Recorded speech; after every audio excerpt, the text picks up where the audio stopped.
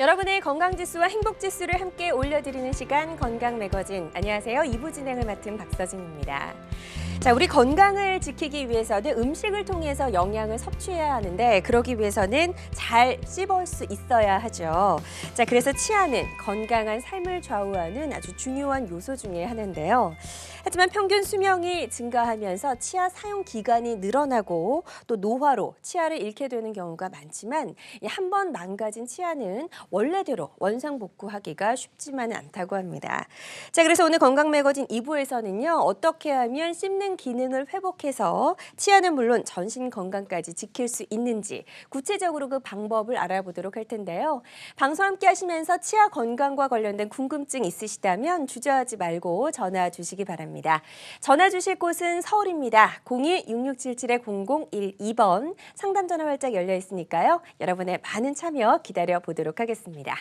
자, 그럼 건강매거진 2부 잠시 후에 힘차게 시작해 보겠습니다.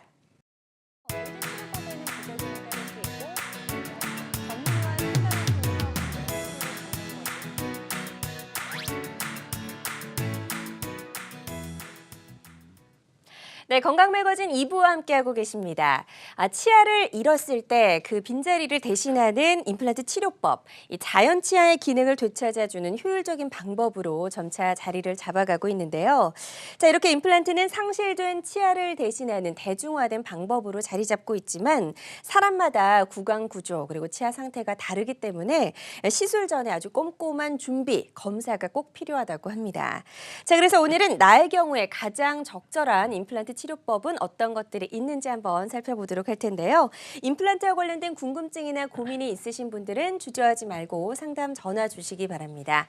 전화 주실 곳은 서울이고요. 02-6677-0012번 상담 전화 활짝 열려 있으니까요. 여러분의 많은 참여 기다려 보도록 하겠습니다.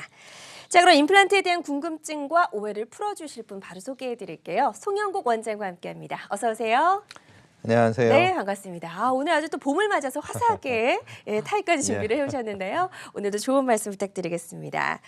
자, 어린아이는 물론이고 사실 어른들도 치과 치료 받는 게 참 두렵다고 말씀하시는 분들 상당히 많습니다. 예, 특히나 임플란트 치료가 필요한 또 어르신들 같은 경우에는 치과 공포증에 또 어떤 심적인 부담까지 더해져서 너무나 치과 가기를 꺼려하시는 분들 상당히 많은데요. 치과 공포증, 뭐 하나 약간 질병이라고도 할 수 있을 것 같은데 어떻게 하면 줄일 수가 있을까요? 보통 이제 치과에 가시기 전날 잠이 충분하게 이제 못 주무신다든가 여러 가지 그러신데요. 처음 치과에 방문하셔서 치과 의사로부터 이제 정확한 진단을 받고 좀 마음을 갖다가 편안해질 수 있도록 앞으로 진행될 치료 내용을 갖다 충분히 이해를 하시게 되면 치과 공포증은 일단은 좀 줄어들 수가 있고요.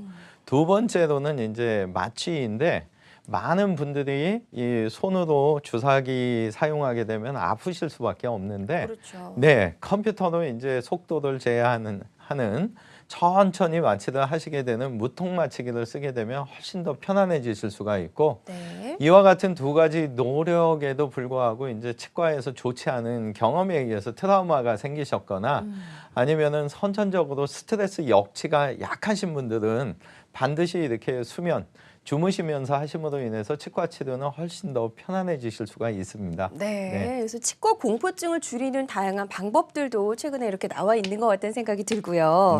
아무래도 이제 자는 동안에 임플란트 치료, 이제 수술을 하게 되면 공포증을 줄일 수 있을 것 같은데 이 수술은 또 아무래도 절개를 해야 되잖아요. 이 부분도 환자들한테는 상당히 부담이 될 것 같아요. 치과에 보통 그래서 이가 빠져서 오셨을 때 이제 치과 선택을 하실 때 잇몸을 절개하고 임플란트를 심느냐 아니면 종이에 펀칭하듯이 구멍만 내서 심느냐 굉장히 좀 중요한 요소가 되는데 동영상 보시면서 설명을 좀 드리겠습니다. 실제적으로 잇몸을 이제 가르기 위해서 턱뼈 노출을 시키기 위해서 잇몸 절개를 하는 거죠. 이 상태에서 이제 임플란트를 심기 위해서 원하는 계획됐던 목적의 임플란트까지 이제 구멍을 조금씩 넓혀 나가는 거고요. 임플란트를 심었는데 불구하고 턱뼈가 노출돼 있었기 때문에 다시 이제 꼬매는 과정이 필요한 거죠. 그래서 이런 종래의 수술 방법보다는 실제적으로 이제 절개 없이 바로 이렇게 홈을 내게 되니까 임플란트를 심고 나서 이제 꼬매는 시간이 불필요한 거죠. 그리고 이런 방식으로 이제 수술을 했을 때는 시간도 줄지만 여러 가지 편의점이 있기 때문에 네. 종래 방법에서 절개하는 방식보다는 좀 편안하게 이렇게 구멍만 내서 수술할 수 있는 모든 경우에 해당되지는 않는데 네. 될 수 있으면 이제 이런 최신 기술에 대해서 얼마나 이제 원장님이 노력을 하느냐 그게 좀 중요할 것 같습니다. 네. 그래서 가능한 상황이라면 사실 절개하지 않고도 임플란트를 식립하는 여러 가지 방법들이 있다라고 설명을 해주셨고요. 아무래도 이제 절개와 무절개는 수술 방법에서 아주 큰 차이가 있기 때문에 수술 후의 결과도 좀 많이 다를 것 같은데 어떤가요? 저희가 보통 이제 틀니를 장착하셨을 때 아래쪽 틀니가 상당히 좀 더 불편하세요. 네. 그래서 혀가 자꾸 움직이면서 이제 틀니가 움직이고 빠지고 그래서 그런 경우에 이제 화면에 보시는 것처럼 8개의 임플란트를 심어서 이제 틀니를 안 하려고 하시는데 네. 여기는 지금 이제 잇몸을 이렇게 절개해서 8개를 심은 거고요.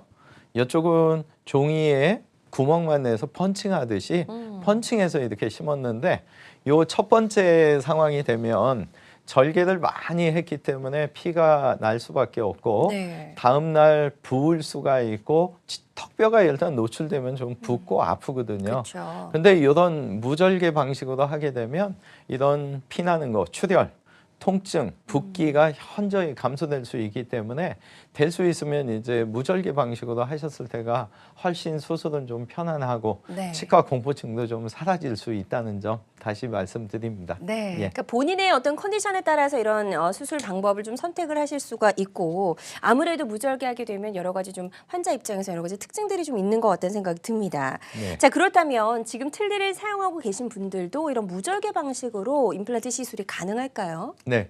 보통 이제 틀니를 장착하시면 처음에는 요 틀니를 딱 누르고 있어서 턱뼈가 괜찮지만 해가 가면 이게 점점 이렇게 내려앉아서 많이 움직이거든요. 그래서 이 흡수된 양이 어느 정도냐에 따라서 이제 무절개가 될 수도 있고 틀니를 너무 오래 끼우시면서 이 턱뼈 흡수가 너무 많으시면 네. 죄송하지만 어쩔 수 없이 절개를 하게 되는데 이 틀니를 장착하시고 이 아래쪽에 턱뼈가 얼마 남았느냐에 따라서 무절개냐 절개냐의 어떤 기준점이 좀 되거든요. 이 케이스를 통해서 말씀을 드릴게요. 고혈압을 앓고 계신 68세의 분이셨는데 윗턱과 아래턱이 지금 치아가 하나도 없으시죠.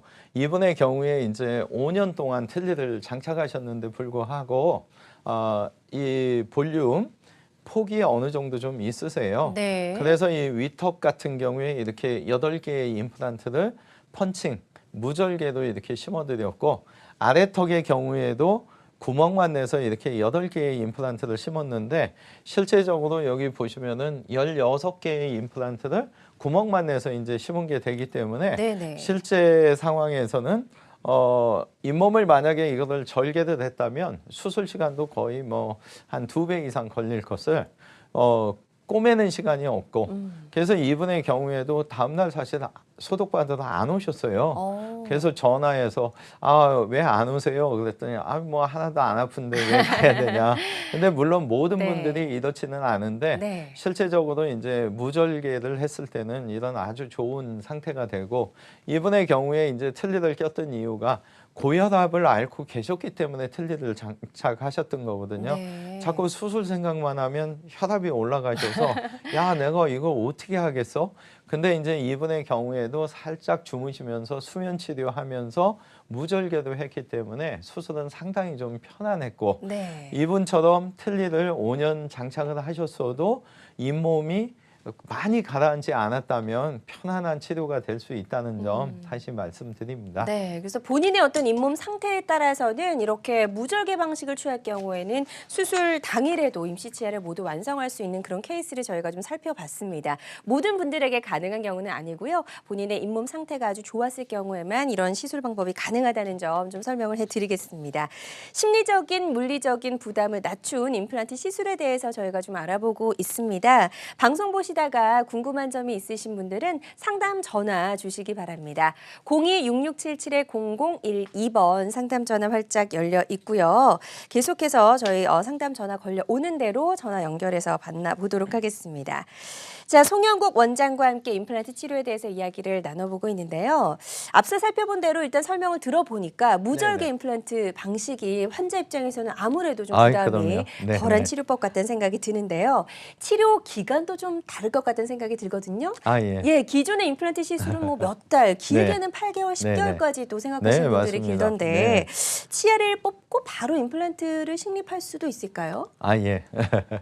그래서 보통 이제 치과에 치아가 아파서 가시면은 원장님들께서 자연 치아, 본일을 살리기 위해서 신경치료라든가 잇몸치료를 통해서 최대한 살리려고 노력을 일단은 하는 거고요.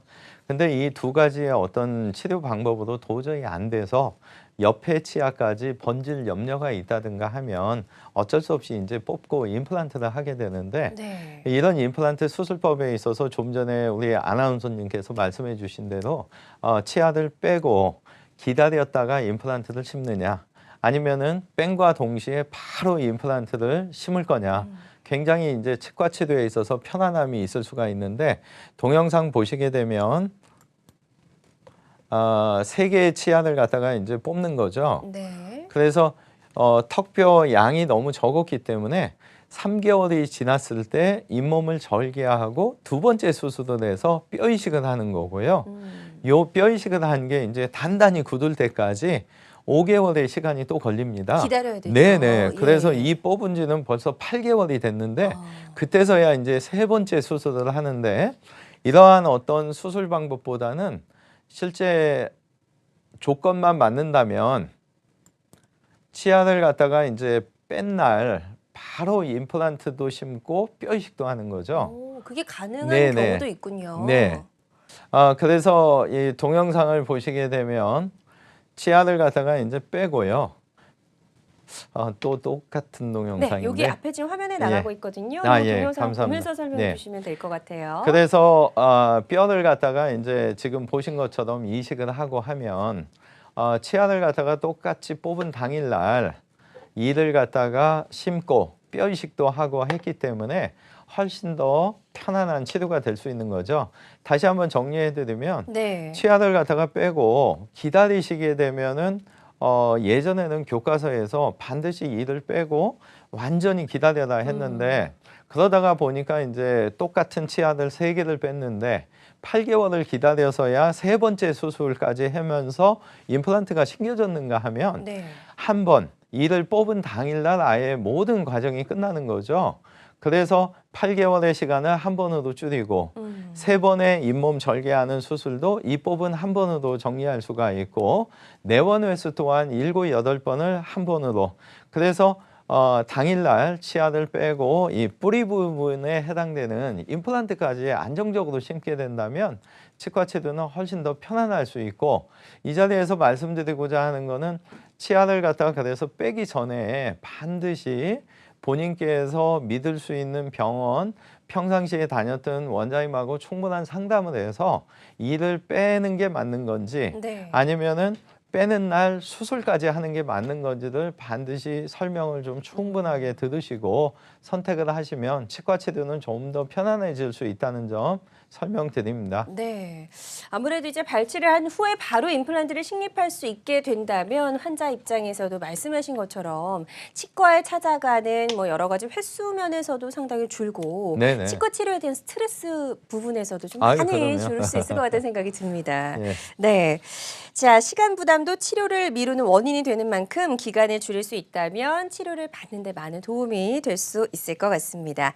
자, 그럼 어떻게 여러 번 하던 수술이 치아를 뽑고 바로 또 임플란트 식립이 가능한지 조금 더 구체적으로 한번 살펴보도록 하겠습니다. 예. 위아래의 결과는 똑같습니다. 치아를 빼고 이 임플란트 식립된 뚜껑 나사까지 이 아래도 이제 뚜껑 나사까지인데 이 위에 쪽에서는 이를 빼고 그날 뼈 이식도 하고 임플란트도 심고 뚜껑 나사까지 한 번에 기간 하루에 끝난 거고요. 네네. 이 아래 같은 경우에는 치아를 먼저 빼고요. 네. 다음 날 소독하셔야죠. 아. 일주일 뒤에 또 실밥 끌러야죠. 요 단계가 들어가기까지는 또 3개월 뒤에 잇몸을 한 번 더 절개하고 그때 뼈 이식을 하고 다음 날 소독하고 실밥을 끓이고 그래서 결국에는 이런 뚜껑 나사가 이 위의 그림처럼 되기까지는 최소 7번이나 8번의 어떤 병원 내원일 수도 있어야 되고 네. 잇몸을 3번이나 절개하고 꼬맸기 때문에 아무래도 치과 치료가 더 길고 지루할 수밖에 없는, 그래서 가능하다면 치아를 뽑고 당일날 임플란트도 심고 뼈 이식도 해서 화면에 보시는 것처럼 이렇게 꼬매드리는 이런 수술법을 갖다가 선택하시게 되면 네. 치과 치료는 훨씬 더 편해지시고, 요새 뭐 현대인들 다 바쁘잖아요. 그렇죠. 그래서 아무래도 이런 횟수도 줄이고 이런 방식조차도 또 살짝 주무시면서 하신다면 가끔은 이 잠에서 깨어나셔서 원장님 왜 아직도 안 하세요? 그래서 이제 그런 네. 분들 경우에는 다 심었는데요. 그러면 어떻게 이럴 수가 있냐? 근데 실제적으로 모든 분들에서 그런 건 아니겠지만 할 수 있다면 이런 식으로 좀 수술 횟수도 줄이고 네. 내원 횟수도 줄이고 굉장히 좀 의미 있다고 보고 있습니다. 네. 이 치과에서도 치료를 하면서 이제 수면 치료가 가능하다는 점 많은 분들이 아마 잘 모르고 계셨을 것 같다는 생각이 드는데요. 너무나 치과 공포증이 좀 심한 분들은 이런 수면 치료가 가능한 예. 병원을 찾아보는 것도 본인에게 많은 도움이 될 수 있을 것 같다는 생각이 듭니다. 자, 오늘 방송 함께 하시면서 임플란트 치료와 관련된 고민이나 궁금증이 생기셨다면 상담 전화 주시기 바랍니다. 02-6677-0012번 상담 전화 활짝 열려 있으니까요. 계속해서 여러분의 상담 전화를 좀 기다려 보도록 하고요. 자, 오늘 첫 번째 전화가 바로 연결이 되어 있다고 하니까요. 만나보도록 하겠습니다. 여보세요? 여보세요? 네, 여보세요? 네, 안녕하세요. 네, 안녕하세요. 네, 네, 전화 안녕하세요. 연결 잘 되셨고요. 예, 어떤 네. 부분이 궁금하신지 우리 원장님께 한번 상담을 해주시기 바랍니다. 네.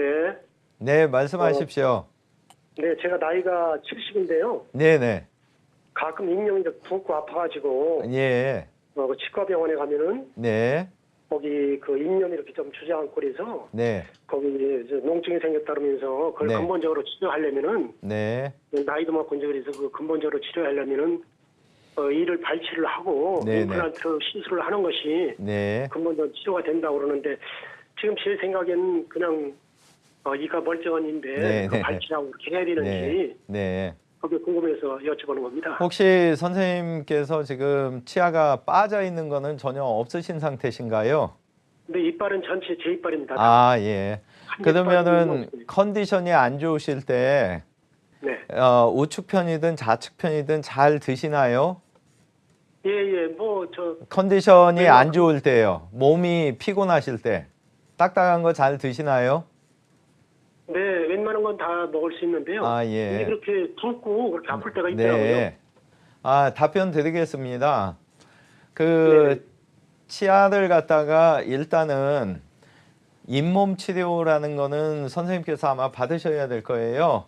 그래서 치아가 있으면 뼈 위에 잇몸이 이렇게 감싸고 있는데 이 네네. 잇몸이 약간은 벌어지거든요.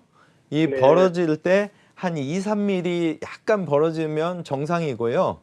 이게 네. 한 5mm 그 이상 벌어지면 이 밑에 쪽에를 깨끗이 청소를 해서 얘를 다시 붙여줘야 되거든요.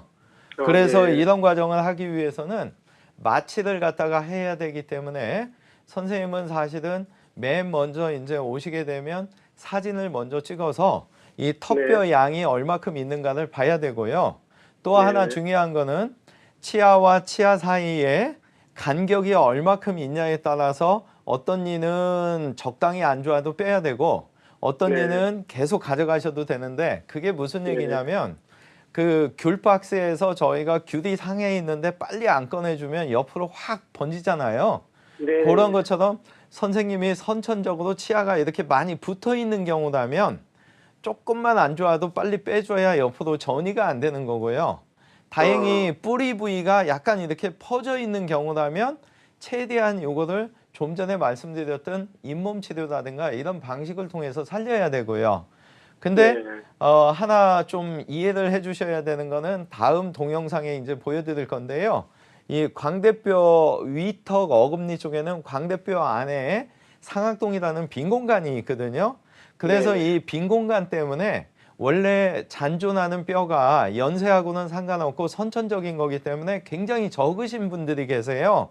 이분들 경우에는 임플란트를 전공하시는 원장님들이 볼 때는 조금만 안 좋아도 빼자고 하고요.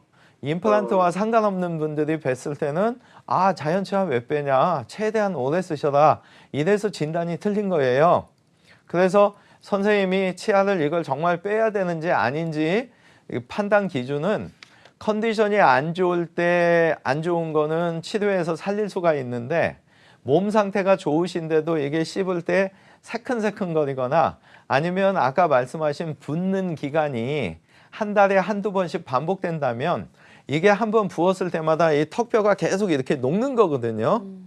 그래서 어떤 시기에 임플란트를 빼느냐, 예를 들어서 오늘 빼고 임플란트를 하셨을 때 수명이 6개월 유지했다가 6개월 후에 하신 임플란트 수명하고 어떤 게 더 길지를 그 담당 원장님이 판단을 해서 6개월을 가져가도 이분은 임플란트 수명에 큰 차이가 없다면 당연히 잇몸 치료를 해서 살려야 되는 거고요.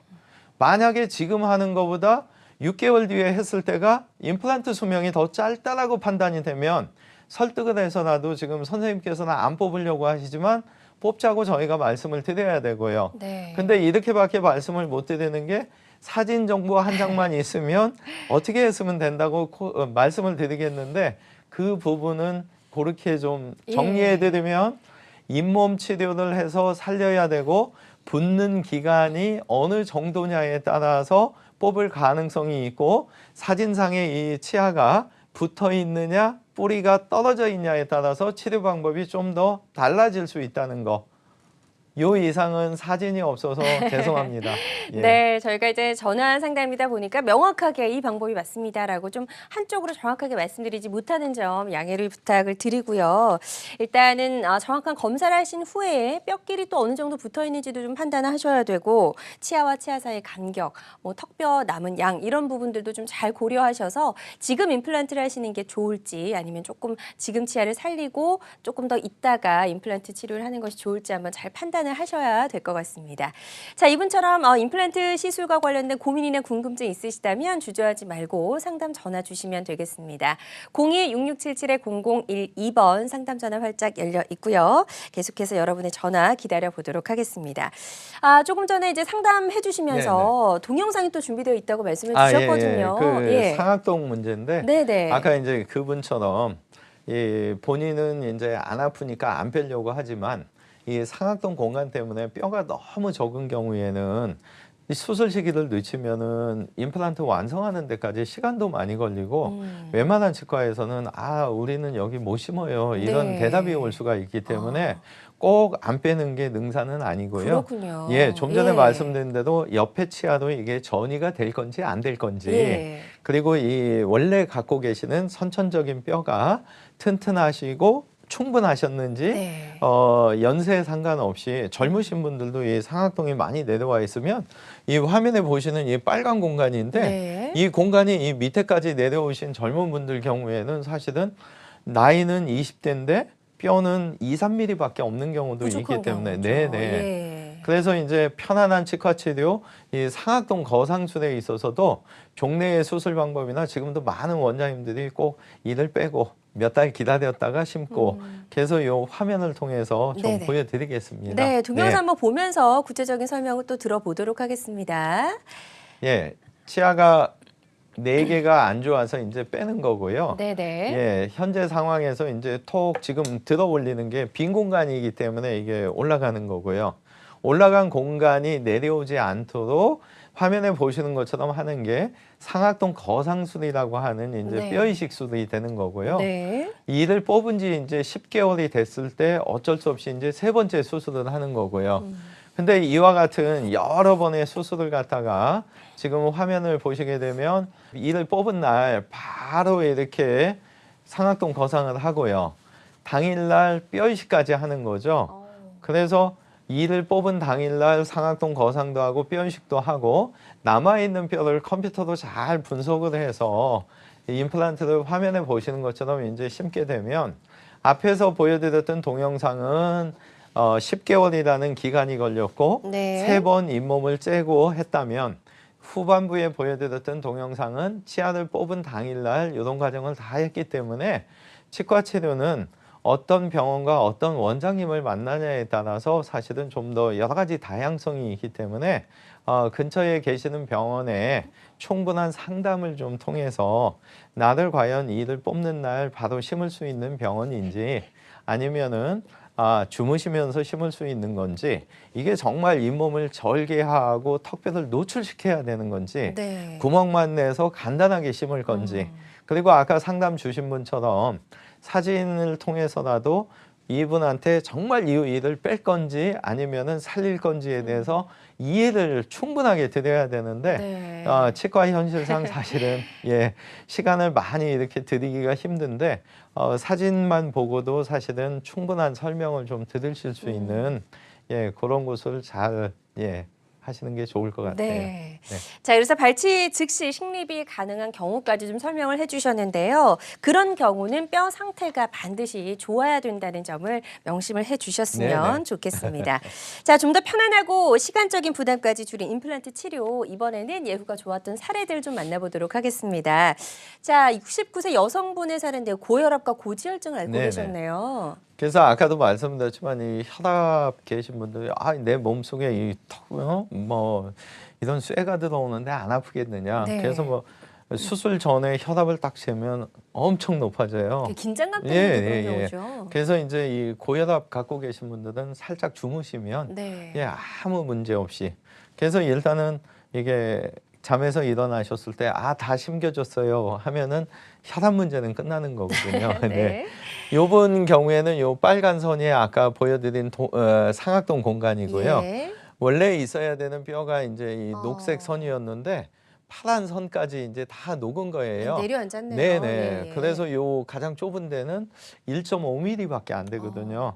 그래서 뭔가 이렇게 고정이 될 때 1.5mm로는 불충분할 것 같지만 네. 컴퓨터상에서 잘 분석해서 자리를 찾으면 이를 뽑은 당일날 요 보신 것처럼 요 녹색 선까지 이렇게 뼈 이식을 하고 4개의 임플란트를 이렇게 심고 요게 이제 과연 10개월 걸쳐서 요 상황이 됐냐 아니면은 이 뽑은 당일날 됐느냐. 그래서 이분의 경우에는 다행히도 당일날 이렇게 될 수 있었고 모든 분들에 있어서 이런 조건, 안 좋은 조건에서 이렇게 되는 건 아니고요. 그렇죠.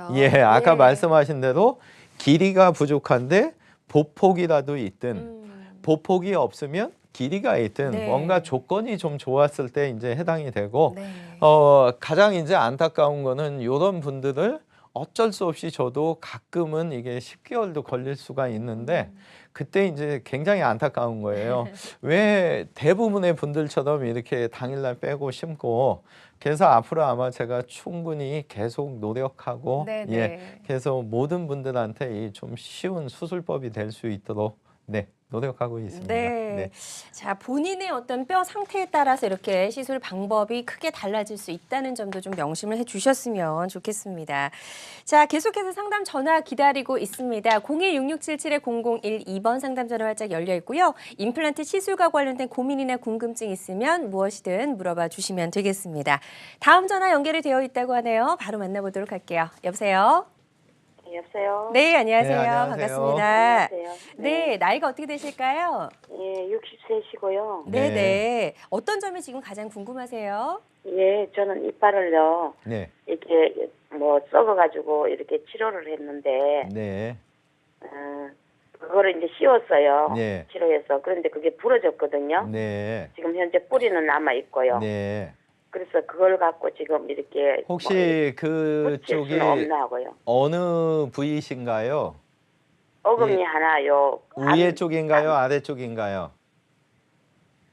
위에 쪽 하나 있고요. 위에 쪽이고요. 네네. 다 위에 쪽이네요. 아, 위에 쪽이고 예. 앞에고 중간 옆에 하나 있고요. 예. 그 근처에 병원을 알아보실 때요. 그 치아를 갖다가 지금 뿌리만 남으신 거는 굉장히 의미가 있고요. 그 이를 갖다가 빼면서 뼈 이식과 임플란트를 동시에 할 수 있는 병원을 좀 알아보시면 좋을 것 같고요. 그 수술 방식에 있어서도 이제 이게 너무 긴장하시게 되면 이만 빼도 아픈데 거기에다가 내 쇠까지 넣으면은 이게 얼마나 아플까 하실 수가 있는데 살짝 수면 방식으로 하시는 데를 찾으면 되고요. 치아를 갖다가 이 뽑더라도 어떤 경우가 있냐면 잇몸을 또 이렇게 많이 벌려서 뽑는 경우가 있고요. 임플란트 수술을 할 때는 이걸 좀 조심스럽게 잇몸이 최대한 손상되지 않도록 해서 뽑는 게 또 중요하거든요. 그래서 잘 뽑게 되면 이 끝에 잇몸이 겉에 너무 이렇게 너덜너덜하게 상처를 받으면 임플란트를 심고 나서 이걸 꼬매줬을 때 잘 아물지가 않기 때문에 임플란트를 하시기 전에 치아를 뽑을 때 얼마나 이게 정성스럽게 잇몸을 갖다가 상처내지 않느냐가 이제 임플란트를 성공시키고 아니고의 관전이 되고요. 이런 잇몸이 손상되지 않았을 때 이제 임플란트 수명은 같은 원장님이 하셨어도 훨씬 좀 길어질 수가 있어요. 아빠 밑에 내려가요. 그래서 이 위턱 같은 경우에는 혹시 이제 아까 보여드린 이 빈 공간 상악동까지의 거리가 얼마냐에 따라서 그 안에 뼈 이식 양이 틀려지기 때문에 그리고 상악동 거상만 안 한다면 이를 빼고 아마 3개월 안쪽으로 끝나실 수도 있는데 상악동 거상을 하면 아마 4개월 반 정도, 한 달 반 정도 시간이 더 걸릴 수 있고요. 횟수도 많지 않기 때문에 주저하지 마시고 치아들이 양쪽으로 이렇게 쓰러지기 전에 좀 빨리 하셨으면 좋을 것 같습니다. 네, 지금 뭐 상태로 봐서는 충분히 임플란트 시술이 가능한 그런 네네. 상황인 것 같습니다. 너무 걱정하지 마시고요. 전문적인 치과 병원에 찾아가셔서 본인의 일단 뼈 상태를 정확하게 좀 체크하시는 게 먼저일 것 같습니다. 자, 이분들처럼 궁금한 점이 있으시다면 상담 전화 주시면 되겠습니다. 02-6677-0012번 상담 전화 계속해서 활짝 열어놓도록 할게요. 자, 오늘 건강 매거진 2부 이제 임플란트 시술과 관련된 여러 가지 궁금증과 오해들 한번 해결을 해보고 있습니다. 그래서 같은 조건에서도 수술이 좀 여러 차례 필요한 경우가 있고 또 그렇지 않고 또 하루만 해도 이런 시술이 끝나는 경우가 있다고 하셨는데요. 저희가 조금 전에 이제 위턱의 경우를 네. 살펴봤거든요. 이제 아래턱의 경우에도 좀 어떤 방법들이 있는지 좀 알아볼게요. 이 위턱은 아까 말씀드린 눈과 코와 어금니 사이에 이제 빈 공간 상악동이 문제가 되고요. 이 아래턱에서는 신경관이 머리부터 요 4번째, 5번째 자리까지 내려오기 때문에 네. 요 신경관 손상 없이 이제 얼마나 편안하게 심느냐에 숙제가 있고요. 동영상 보시겠습니다. 네. 치아를 갖다가 이제 3개가 안 좋으셔서 뽑았는데 네. 요 빨간 선이 이제 신경선이 되는 거죠. 아, 요걸 건드리면 안 된다는 예, 말씀이시죠? 예. 그래서 지금 경우는 이제 신경관까지 거리가 너무 가까우니까 어쩔 수 없이 이제 뼈 이식을 갖다가 3개월 후에 잇몸 째고 한 거고요. 요 뼈가 이제 아물 때까지 5개월을 더 기다려서 8개월이 됐을 때 잇몸을 다시 한번 또 째고 턱뼈를 노출시키는 거죠. 그래서 그 상태에서 이제 임플란트를 심게 되는데 이러한 여러 번의 어떤 수술법도 있지만 할 수 있다면 다음 동영상 부탁드리겠습니다.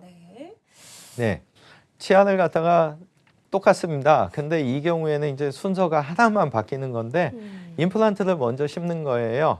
아까 상악동에서는 똑같았는데 여기서는 임플란트를 먼저 심어서 지금 화면에 보시는 것처럼 이제 턱뼈에 감싸지지 않은 부분을 뼈 이식을 하는 거죠. 거꾸로. 근데 그렇다면 왜 1.5mm, 2mm밖에 안 되는데 신경 손상 없이 심을 수 있냐?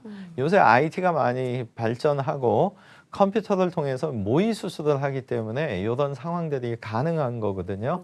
그래서 이제 하실 수만 있다면 좀 전에 방송 전화 주신 분처럼 이를 갖다가 뽑은 날, 당일날 거의 100%는 아니지만 90% 이상 심고 뼈 이식을 할 수 있는 병원에서 잘 상담을 하신다면 기간도 줄이고 내원 횟수 줄이고 수술 횟수 줄이고 이야말로 이제 편안한 치과 치료가 될 수 있다는 점 다시 한번 말씀드립니다. 네, 좋습니다. 발치 후 즉시 식립이 가능한 경우도 있고 이것도 역시 이제 마찬가지로 본인의 어떤 치아, 잇몸 상태에 따라서 달라질 수 있다는 점 명심을 해주셨으면 좋겠습니다. 자, 그럼 지금부터는요 비교적 예후가 좋았던 치료 사례 하나 더 만나보도록 하겠습니다. 자, 이분 같은 경우에도 고혈압을 앓고 계셨네요. 이분 경우에는 여기 지금 빨간 선이 신경선이고요. 파란 선이 이제 뼈인데 어느 정도 될까요? 제 아. 눈에는 한 2mm? 그러니까 이게 예. 상태가 좋지 않은 뼈가 계속 녹아내리게 되는 아, 거죠. 예. 그래서 이제 아까 제가 말씀드렸던 게 컨디션이 좋으시면 요런 치아도 안 아프거든요. 아, 예. 그리고 이제 바쁘시다 보니까 그냥 방치듯 하시는 거고 또 치과 가야겠다 해서 컨디션 안 좋을 때 아팠는데 며칠 지나면서 컨디션 좋아지시면 또 안 아프니까 아, 지금 바쁜 일부터 해결하고 치과는 나중에 하다가 이제 이렇게까지 녹는 거거든요. 아, 그렇군요. 네, 그래서 이분의 경우에도 이제 당일날 일을 다 빼고 아까 보신 것처럼 이제 임플란트를 심고 네. 요 파란 선과 녹색 선 사이에 이제 뼈 이식을 마지막으로 하고 이제 덮어드렸고 이분은 더 운이 좋으셨던 게 사회생활 하는데 이 네 번째 치아에 굉장히 임시 치아를 원하셨어요. 그래서 고정이 잘 나와서 그날 기둥 올리고 이렇게 임시 치아 하나까지 만든 아주 좋은 사례가 되겠습니다. 그렇군요. 네. 예. 근데 이런 식으로 너무 이제 신경까지 녹아 있는 경우에 수술 중에 이제 신경 마비가 올 그 가능성 때문에 100% 이렇게 하는 건 아니고요. 네. 예, 컴퓨터상으로 이제 이 안 좋은 부위도 심을 수 있는 공간이 모의 수술에서 확인됐을 때만 네. 이제 저도 이렇게 하고 사실은 이게 불가능하면 이분도 이 과정까지 8개월의 어떤 시간이 좀 필요한 그래서 바쁘시다고 자꾸 미루는 것보다 좀 안 좋으실 때 네. 빨리 좀 치과에 오시는 게 현명하실 것 같아요. 그래요. 모든 네네. 병은 다 키우면 좋지 않습니다. 치과도 마찬가지고요. 일단 뭐 내 잇몸 상태를 내가 정확하게 알 수가 없기 때문에 정기적인 치과 방문도 꼭 좀 필요한 부분이 아닐까 싶습니다. 자, 그렇게 되면 이제 한 번에 윗턱과 아래턱을 동시에 시술하는 경우는 혹시 예. 없었는지도 좀 궁금해요. 예. 예. 이분의 경우에 이제 고혈압하고 당뇨 있으셨고요. 지금 치아가 이 위아래 몇 개밖에 없으신데 4년째 계속 이렇게 사신 거예요. 이유는 이쪽 부위에 임플란트를 심으셨다가 이제 실패 경험이 있으시다 보니까 요 빨간 동그라미 친 세기 치아가 한 6개월 전에 뺐어야 되는데 이제 치과에 가기도 싫고 가서 이걸 뺀다고 한들 또 임플란트 했다가 잘못되면 어떨까? 그렇죠. 그래서 이분이 이제 내원을 하셔서 지금 화면에 보시는 것처럼 상악동 거상도 당일날 다 하고 여기에 세개 치아 뽑은 자리도 심고 근데 이분 경우에 지금 15개나 이제 한 번에 심은 건데요. 예. 사실은 이 가운데 기준으로 6번째까지만 있으면 어느 정도 진지를 드실 수 있기 때문에 사실 이 끝에 치아 4개는 안 심는 경우도 많이 있습니다. 근데 이분은 하시면서 이제 어떤 믿음을 가지셨는지 어차피 실패할 거 많이 심었다가 네. 뭐 잘못돼도 나머지 걸로 할 수 있게 해달라.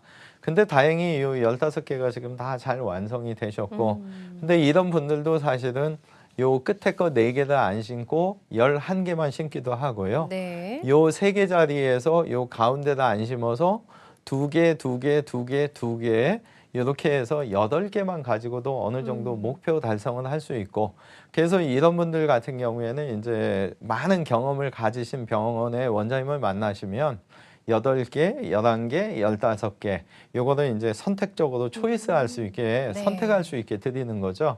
근데 보통 병원에서 6개 하세요, 7개 하세요 이거보다는 여러 가지 옵션을 드려서 그분들의 어떤 시간, 경제적인 데 맞춰서 하는 그런 충분한 상담을 좀 하시는 게 중요할 네. 것 같아요. 그래요. 환자 입장에서는 네. 뭐 여러 가지 선택의 경우 수가 많아지면 아무래도 이제 선택의 폭이 넓어지는 네네네. 거니까 충분한 도움이 될 것 같다는 생각이 듭니다. 역시 이제 예후가 좋았던 그런 사례를 만나봤고요. 모든 분들이 이제 똑같이 이런 시술이 가능하지는 않다. 이런 점도 좀 명심을 해주셨으면 좋겠습니다.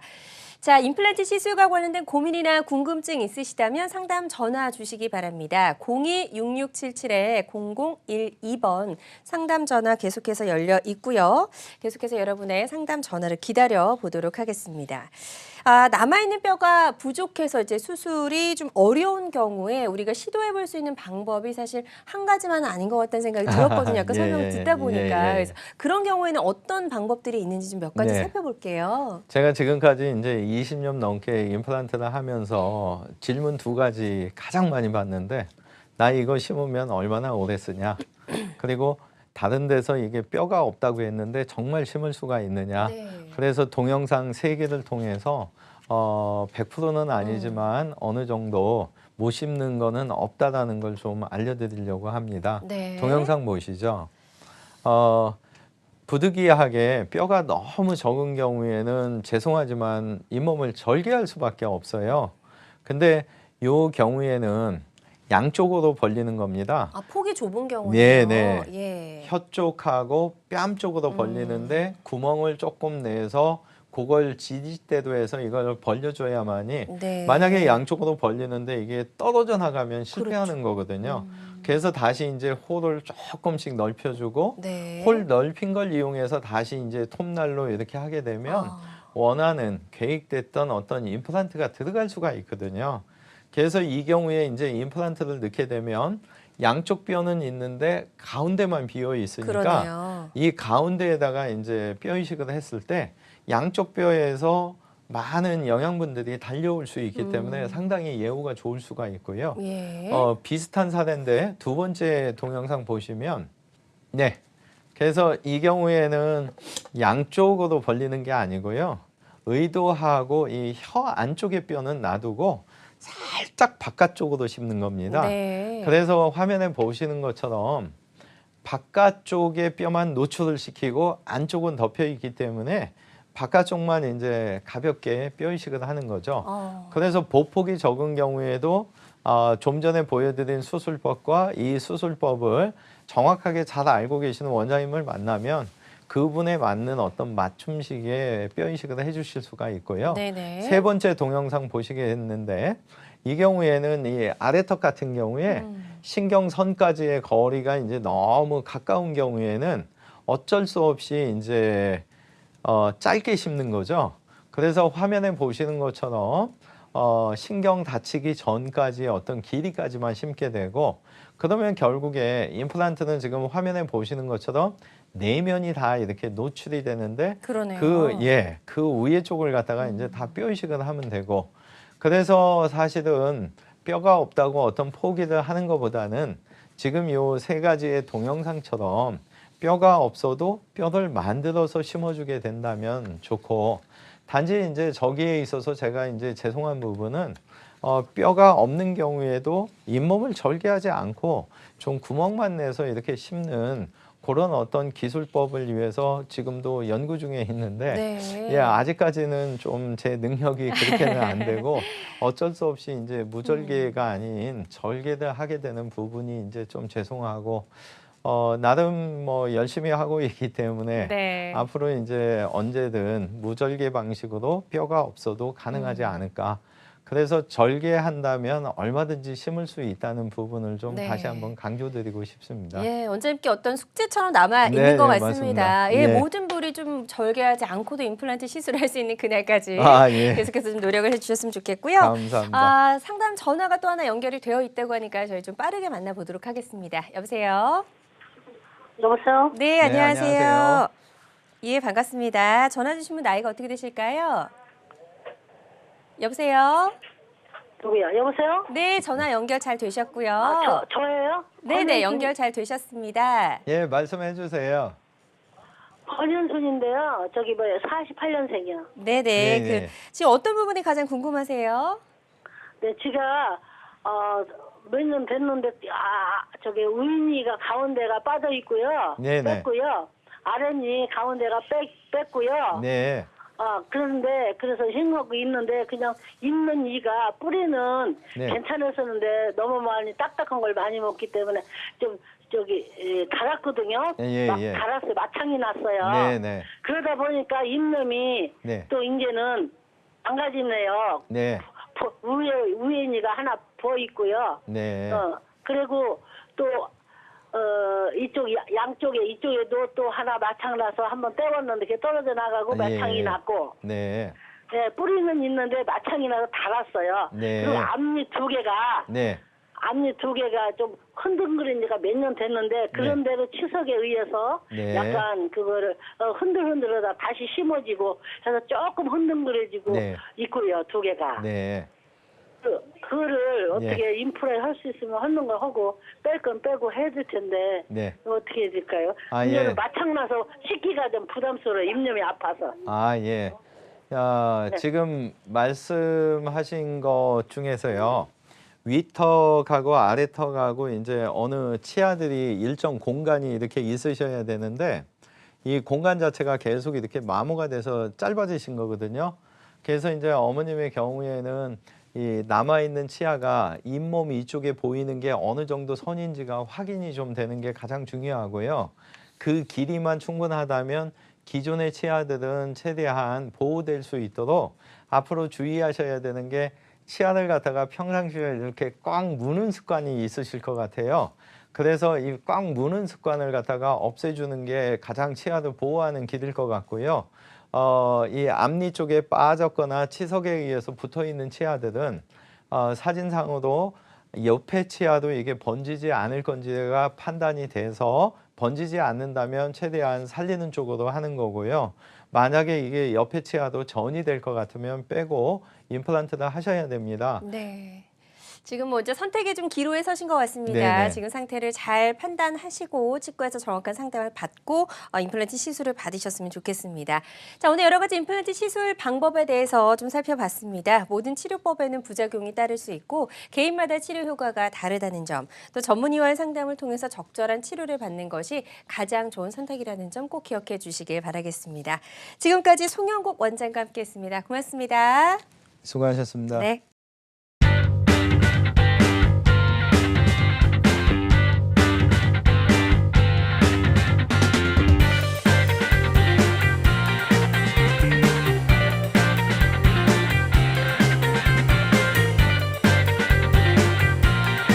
심부전이란 말은 심장 기능이 온전치 않다라는 걸 이야기하는 거고 영어로는 heart failure라고 합니다. heart failure란 말은 심장 하는 일이 기본적으로 펌프 역할을 하기 때문에 펌프 역할을 못하는 병이 바로 심부전증이 되겠습니다. 2030년도에 우리나라 이제 신생아의 기대 수명이 전 세계에서 가장 오래 사는 남자 여자 공이 이렇게 가장 장수 국가가 될 걸로 예상하고 있고요. 현재 이제 전국적으로 작년 이제 8월 통계로 100세 넘은 어르신들이 전국에 17,000명 이상이 지금 살고 계십니다. 그 기대 수명이라는 것은 사람이 사는 돌아가실 때까지 기대 수명이고 건강 수명이라는 것은 질병 없이 건강하게 사는 수명인데 격차가 무려 9년 정도 차이가 나는데 그 9년 동안은 이제 그 병을 치르시면서 힘들게 사신다는 뜻이죠. 2016년 우리나라 이제 사망 통계를 보다 보면은 여전히 1등은 암인데요. 2등으로 가장 많은 질환이 심장질환이 되겠습니다. 심장질환은 기본적으로 나이가 증가되면서 증가되는 질환이고 뇌혈관 질환은 마찬가지지만 최근 통계를 보게 되면은 뇌혈관 질환은 감소 추세에 있습니다. 수명이 증가되면서 기본적으로 심부전증이 늘어나기 때문이라고 볼 수 있습니다. 심장혈관 질환 심부전증은 처음부터 생기는 병이 아니고 초창기 고혈압이라든지 비만, 흡연, 이상지질증 같은 위험인자들이 동맥경화를 만들고 좌심실 심장이 커지게 되고 그러한 병들이 결국은 심근경색, 뇌경색이 되고 그에 따라서 심장 모양이 못 쓰게 되는 심장 리모델링 과정이 생기게 됩니다. 일반적으로 리모델링은 우리가 좋은 의미로 받아들이는데 심장학에서 말하는 그 심장 리모델링은 심장 기능이 안 좋아지고 모양이 일그러진 걸 리모델링 됐다고 합니다. 그래서 리모델링 된 다음에 심실이 늘어나게 되고 또 인지 기능이 떨어지게 되고 그다음에 드디어 이제 심부전증이 오게 되는 겁니다.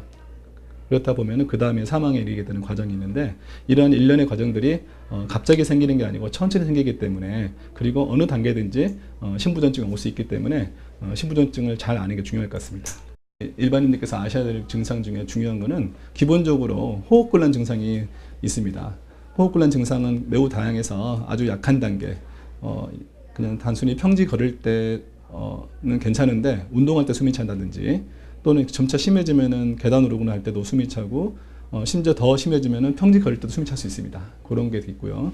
또 하나 간과하기 쉬운 증상이 이유가 없이 발목이 붓는 증상이 있습니다. 신발이 잘 안 맞고 이렇게 양말을 신으면은 양말 자국이 남고 그런 것들이 이제 발목 부종이라는 현상인데 그런 것들이 있고요. 또 하나는 특별한 이유가 없이 좀 피로감이 오고 소화도 잘 안 되고 그런 증상들 그리고 밤에 잠도 잘 못 이루시고 그다음에 또 하나가 어르신들 이제 보면은 밤에 이렇게 소변 많이 보시는 분이 많은데 야간에 빈뇨 증상도 심부전증의 증상일 수 있고 심지어는 이 복수가 차는 것도 심부전증의 증상일 수 있기 때문에 이런 증상들이 있을 경우는 전문의를 진료를 좀 권해드립니다. 신부전증 진단 방식을 말씀드리자면은 첫 번째 말씀드렸던 그런 증상이 불편한 증상이 생기시면은 우선 의료진을 찾으셔야 됩니다. 찾으셔서 면밀한 면담과 신체 검사를 통해서 신부전증 의심될 경우는 아주 기초적인 심전도 검사라든지 혈액 검사 또는 흉부 엑스선 사진을 찍어서 하게 되고 예를 들면 엑스레이 같은 경우는 초창기 단순 고혈압 있는 환자를 단계 A 단계로 하다 치면은 그 다음 단계는 이제 관리가 안 돼서 심장이 커지는 단계, 심장 비대 단계, 그리고 이게 점차 이제 폐에 물이 차고 숨이 차기 시작하는 초기 신부전 단계, 그 다음에 시간이 지났을 때 관리가 잘 안 돼서 더욱더 이제 견디기 힘들 정도로 많이 힘들어지는 말기 신부전증 단계가 이렇게 A, B, C, D 단계가 있습니다. 그래서 우리는 고혈압이라든지 심장 비대 단계에서 잘 조절해야지 신부전증에 빠지지 않게 될 것 같습니다. 이제 초음파는 심장의 움직임을 보고 모양을 보는 건데요. 이완기, 수축기 또는 심장 주변에 물이 찼나 안 찼나를 볼 수 있는 그런 좋은 방법입니다. 그래서 신부전 진단에 매우 중요한 방법이고요. 그래서 신부전증 치료를 이제 할 때는요, 기본적으로 말씀드렸던 그런 각종 다양한 심장 기능이 떨어지게 되는 원인들을 찾아서 그걸 치료하는 게 되겠습니다. 꼭 아셔야 할 거는 그런 기저에 있는 심장병의 원인들에 의한 어떤 응급 증상들을 꼭 아셔가지고 숙지하셔서 숨이 차거나 어지럽거나 가슴이 심하게 두근거리거나 답답하고 통증이 느껴지는 경우는 즉시 병원에 오는 걸 갖다가 염두에 두면서 복약을 잘 하시는 게 중요할 것 같습니다. 짜게 먹는 게 신부전증에 매우 좋지 않습니다. 그래서 일반적으로 신부전증 환자들은 하루에 염분을 갖다가 5 내지 6g 정도 이하로, 여기서 제가 말한 염분은 소금입니다. 소금 한 5 내지 6g 이하이기 때문에 그거는 티스푼으로 치면은 한 스푼 정도 되는데 사실은 한 스푼을 넣지 않더라도 이미 음식에 너무 많은 소금이 들어있기 때문에 소금은 아예 넣지 않는다고 생각하시면 좋을 것 같습니다. 그리고 또 하나는 워낙에 이제 심장이 안 좋으면 수분 처리가 잘 안 되기 때문에 기본적으로는 지나친 수분 섭취는 좋지 않고 적당량의 목이 타지 않을 정도의 충분한 양의 물을 드시되 대신에 하루에 1.5리터, 2리터 이상의 물을 드시는 것은 좋지 않을 것 같습니다. 그리고 무엇보다 중요한 것은 음식을 너무 기름지게 먹지 않고 콜레스테롤이 낮은 야채 위주로 의 음식을 드시는 게 좋지 않을까 싶습니다.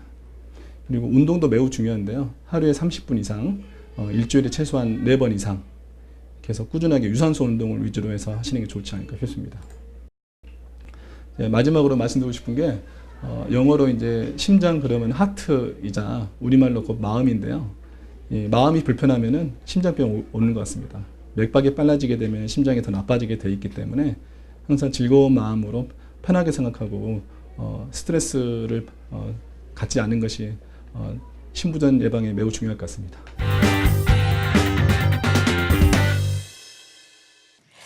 자, 여러분의 건강지수와 행복지수를 올려드리는 건강매거진 2부도 벌써 마무리할 시간이 됐는데요. 실시간 시청자 상담은 생방송 도중에만 가능하다는 점 꼭 기억해 주시길 바라겠습니다. 그럼 행복한 주말 보내시고요. 저희는 이만 여기서 인사드릴게요. 고맙습니다.